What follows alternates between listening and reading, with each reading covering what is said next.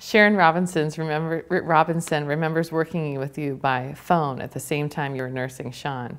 To her, you have always been a woman who can do everything and do it very well.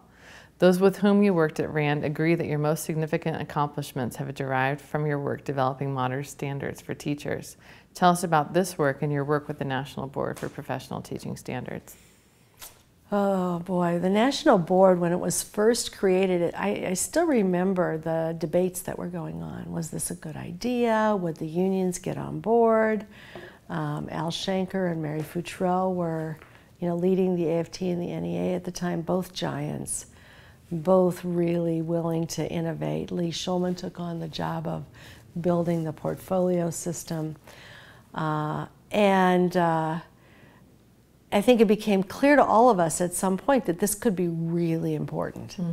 That having a process, Jim Kelly is another person who just did a brilliant job of leading that national board effort, assembling some of the most insightful teachers in the country and other people who were also insightful from the political end and the leadership side, and coming up with what teachers ought to know and be able to do in a way that hadn't been done before. Because previously we thought about teaching as a set of behaviors that teachers would just implement and they'd get checked off on a tally list or something, rather than this reciprocal act of teaching where you're understanding and learning about the learner, trying to actually tailor the instruction so it connects with what the student knows and is learning and is continually adapted based on that. That's what the board brought to us, was a kind of a set of standards that really began to help us understand the complexity of teaching, and then the kinds of assessments that could begin to measure that. And I was on the board when we rejected several assessments that were really of the old-fashioned variety. It was a big deal for teachers to stand up and say, no, we won't be tested that way anymore. We won't have somebody coming in with a tally sheet and, just sort of counting how many times we cough or burp or write on the board. We won't be tested with a multiple choice test, where you're just picking 1 out of 5. And so it was great to be part of that and to help teachers feel empowered in their view. I remember my major role in the board at that point was to get teachers to feel like they could actually say what they were thinking out loud and pursue it. After that was started, I helped lead an effort with the Chief State School Officers to translate those standards into standards for beginning teacher licensing. And we created a set of standards that are now in use in more than 40 states in the country. They've been adapted into the licensing system. And it was at that time that we began to build some of the first portfolios for evaluating beginning teachers. The only one of which that stuck at that time was in Connecticut. The Connecticut BEST program. And I worked with Ray Pashone, who was in Connecticut at that time, and launched that.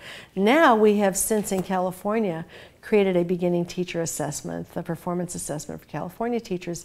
That is the basis, that is the basis for an activity going on now in which 22 states are piloting the possibility of a nationally available performance assessment for teaching, which would be a very important change in the landscape of teacher education and the landscape of teacher evaluation and teaching itself. What do you think the role of the standardized test score is in evaluating teachers? The role of students' test scores or teachers? Students test scores. Because we've got, we're at a point in the United States where if it moves, we test it. So we, teachers take 3 or 4, sometimes more tests to get into the profession, but they're almost all multiple choice tests, bubbling in.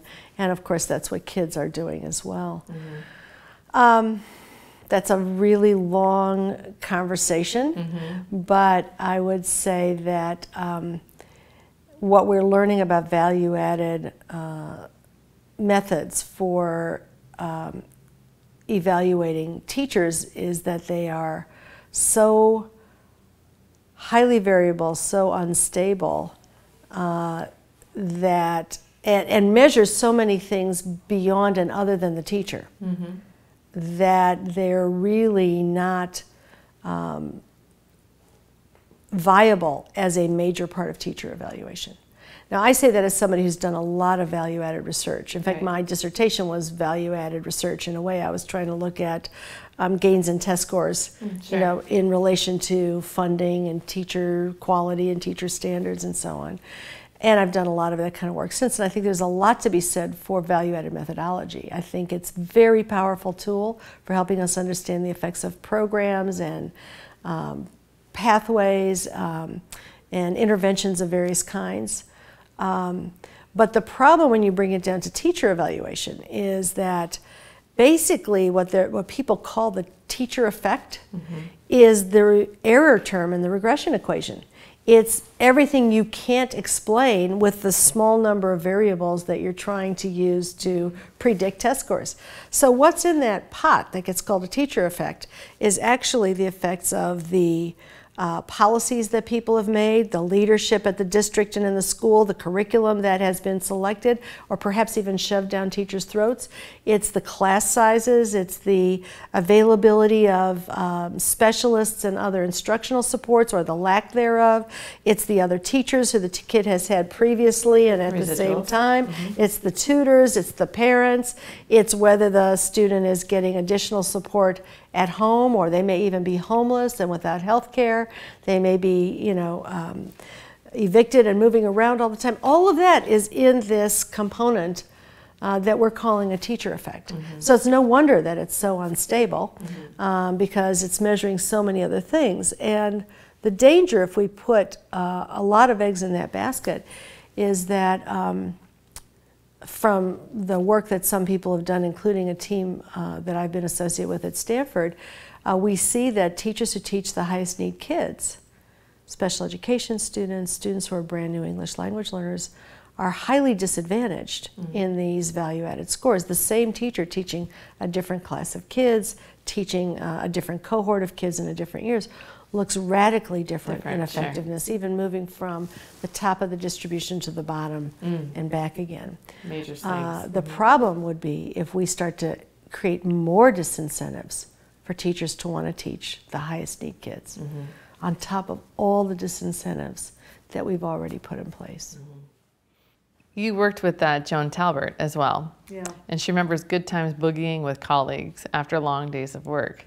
Joan and David Lyon, both of whom are now your neighbors here at Stanford, also add that what many don't know about you is that you're a classical pianist. What is Live at the Living Room? Oh, Live at the Living Room is David Lyon's invention. It's so great. He is a music lover. And they were here at a party one time, and he saw some Mozart sitting on the piano over there. And he said, "Oh, who plays the Mozart?" And I said, "Well, sometimes I play a little Mozart." "Oh, you have to come, you know, play the Mozart." So they have this magnificent house with a wonderful acoustic, you know, ceiling. It used to actually have a pipe organ in it.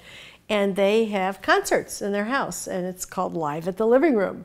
And David is sort of the, you know, MC, and he now even tapes some of these little concerts and such. And some of us, you know, who have a little bit of musical interest play, and occasionally we even sing, and it's a range of everything from jazz to classical. And now I think he's starting a little series of CDs. Oh, good. This may be how he gets rich in his retirement also. Not from anything I've played, though. He has some, Joan's son is a great jazz musician. Oh, then you primarily play jazz, right? And your husband? I do classical primarily. Classical primarily, and then your husband plays drums with the jazz, right? My son plays the drums. Son. Okay.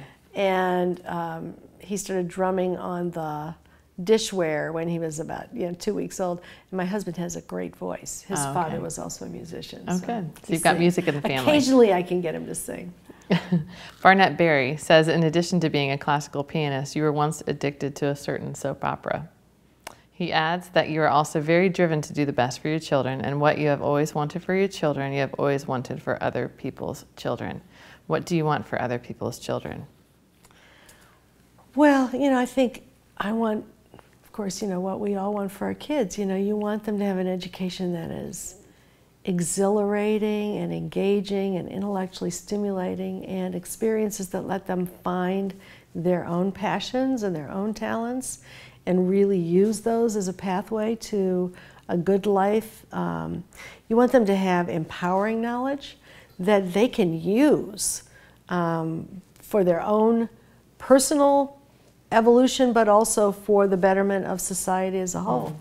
And I think we worked very hard to try to get that kind of education for our kids. It was not easy. I don't think it is for any parent to find places where there is that strong commitment to a kind of education that's more than just memorizing and regurgitating, just kind of going through the motions, just doing school to get grades.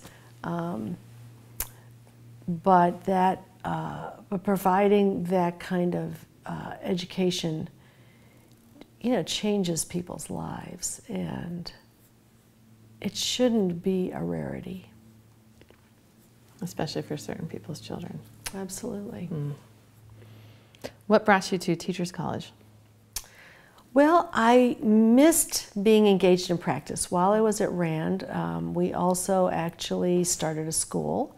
My husband and I were part of a group of people who started a little school which is still around in Silver Spring called Children's Community School. And it was actually a sort of evolution of Waldorf schooling to a somewhat more current version of that approach. So I'd been involved in that pretty deeply. I was teaching a course as an adjunct for Temple, actually, and staying engaged, and I really missed teaching. I wanted to be involved in the work of education again directly, not just studying it. So that became, a good time to go off to academia. I really admired what Teachers College was doing. In fact, one of my daughters had a teacher from Teachers College. It's a very interesting little story. She was in a school where she had a teacher who was actually another teacher who'd come through an alternate pathway, not very well trained, started to implement assertive discipline, which is this thing where, you have an increasing set of punishments for kids if they don't follow the rules. And the rules in this kindergarten were that children were not allowed to move or talk. So that was pretty, so all the little boys are getting their names up on the board and check marks, and then they lose recess and lose library and lose PE and so on. And my daughter was coming home with stomach aches. She was so upset about it. This was her little pedagogical self. She never got in trouble, but she just felt it wasn't fair. But it really was making her sick, and we tried to fight it in the county, but we couldn't get them to change it. They only used it in the predominantly black schools, right? Because the rest of the schools didn't need that kind of harsh punishment. So that also infuriated me. But we ended up taking her to another school, and she had another first-year teacher, but this teacher was magnificent. Within 2 weeks, she figured out that my daughter was dyslexic, and she said, here's what we're going to do. And she organized a reading program that made my daughter an avid reader. She never knew she had a learning disability. She had, was writing little books and doing science experiments and all kinds of research projects. It was a wonderful classroom. And I said to her, how did you learn to do all of that? And she said, oh, I learned it at Teachers College. So I said to myself, oh, you don't have to have first-year teachers who are floundering and unaware that they're hurting children. You could actually have first-year teachers who know what they're doing. They're very skilled and sophisticated. And that was actually one of the things, in addition to the fact that I was ready to get engaged in teaching, that made me very interested in going to Teachers College. I said, what are they doing here that actually is such good teacher preparation? And so is that where you earned tenure at Teachers College? I actually went with tenure. Oh, okay. I didn't have to do the latter thing. I went to, I had been out doing research for a long time. I had a good publication track record and so on. I went there for the better part of a year and taught some courses there. And then when they offered me the job, they offered it with tenure. Okay, with tenure. And how long were you at Teachers College? I was there for a decade. Oh, gosh. Yeah. Okay. And then what brought you to Stanford? Well, let me just say I loved my time at Teachers College. I learned so much about great teaching, both at TC from my colleagues and in the work I was doing there, but also from the magnificent educators in New York City who were busy creating new schools at that time, redesigning high schools. Debbie Meyer was developing all of these redesigned high schools. Ann Cook, so many other people that I worked with. And I really saw the most brilliant education I'd ever seen in New York. Really? And the most successful education for low-income students and students of color, because these people were inventing schools that were graduating 90% of their kids and sending 90% of the kids to college from low-income communities where the dropout rates had been, you know, 2/3 previously. So in the public school network? In the right public schools, mm-hmm. not charters, the regular public schools. There was an alternative schools division, and just the unbelievably creative, innovative, skillful, expert teaching and school redesign. And then these schools were networked with each other. And a lot of the work we did while I was there, my colleague Ann Lieberman and I, was to document the work that was going on in these school networks and to study it and to try to help others learn how to do it. And the work I've done in California builds really strongly on the work I did there in New York, yeah. And I came to Stanford in part because we'd come here on sabbatical at the Center for Advanced Study, and and my husband got a wonderful visiting professorship at the time at Santa Clara University School of Law, which is actually known for its work in telecommunications, which is his field, so that was a really great fit. And I'd been interested in Stanford for a long time. A lot of good friends here. They'd invited me previously, and that was just a moment where it all came together. And at that time on the faculty, my good friend Melbury McLaughlin, who I'd worked with at Rand, and Rich Shavelson, who I'd worked with at Rand, was the dean. Lee Shulman was there, and he was just about to leave, although I didn't know that at the time. I've since forgiven him, but it was a great place to kind of take that. And when I came, I said, you know, I'd really be interested in coming if I could really help work on the teacher education program. Okay. Because I'd become convinced that, you know, if we could really figure out how to give teachers the tools they need, that is the key that had been ignored in much of the conversation about reform.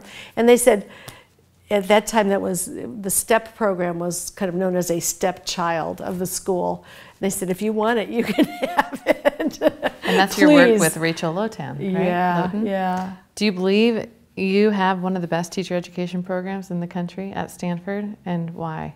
I really do, and I believe that both because of what I've seen in the program and what the students and graduates say, which is, you know, unlike what you hear in the water supply, you know, they say, I felt very well prepared, I really knew what I was doing when I got in the field. They begin to take leadership very early on from their first days. But we also have a lot of evidence. We've done a lot of research on the program, and we have found not only that the employers, you know, almost unanimously rate it as one of the best programs they recruit from, and the graduates give it very high marks, but we also know that about the practices of the graduates. We know about the value-added outcomes of the collection of the graduates, which, when we did a study, were higher than those of any of the other programs represented in the group of teachers we were looking at. So we've looked at it hard from an objective angle, as well as from our, you know, own sensibilities about what teachers need.